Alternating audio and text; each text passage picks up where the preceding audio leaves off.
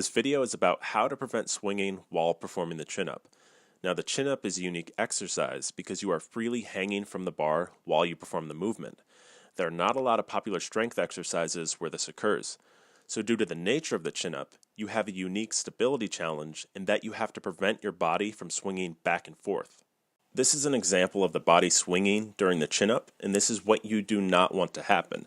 The more that you swing, the harder the exercise becomes, and the less effective it becomes because you place more focus and energy in managing the swinging than you do actually training your upper body pulling muscles, which is the whole point of the chin-up. Now I'll break down the basic mechanics of the chin-up, which are demonstrated in the video.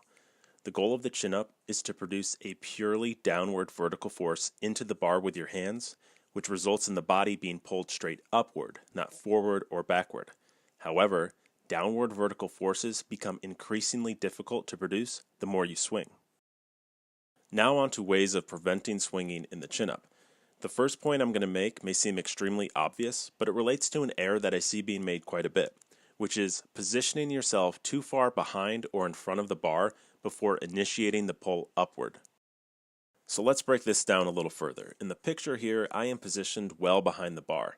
Now, in order to do a chin-up efficiently, I need to start directly under the bar, which I clearly am not.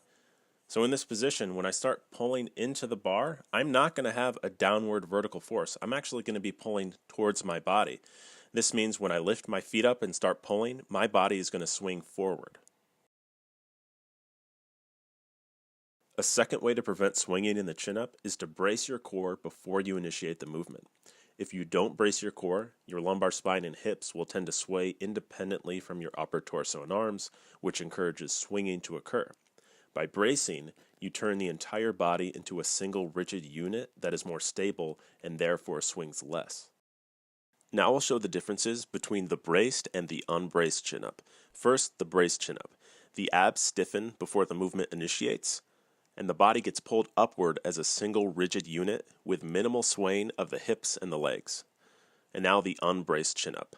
The abs relax, the lower back arches, and the ribs flare out, and as the body gets pulled upward, the hips and the legs sway independently from the torso and the arms, which causes swinging to occur. When you brace in the chin-up, you are essentially tightening your core the same way that you would in a plank. When you do a plank, you generate tension in your abs and create a flat surface in your lower back, which simultaneously creates a flat surface between your lower ribs and your pelvis, and this position prevents upward flaring of the lower ribs. And as expected, the unbraced chin-up is very similar to the improper plank. So here's a picture of the improper plank. There is relaxation in the abs, which causes excessive arching in the lower back, which simultaneously causes the belly to sag and the lower ribs to flare upward. To draw this parallel even further, here's a picture of the plank position that has been oriented vertically. We have a flat lower back and a flat surface between the lower ribs and the pelvis, which prevents the lower ribs from flaring upward. And here is the braced chin-up. We have the same positioning and mechanics. Now here is the improper plank position. We have excessive arching of the lower back, which causes the belly to sag and the lower ribs to flare upward. And here is the unbraced chin-up, and we have the same positioning and mechanics again. A third way of preventing swinging in the chin-up is to not bother trying to improve chin-up technique or strength by relying on other vertical pulling movements.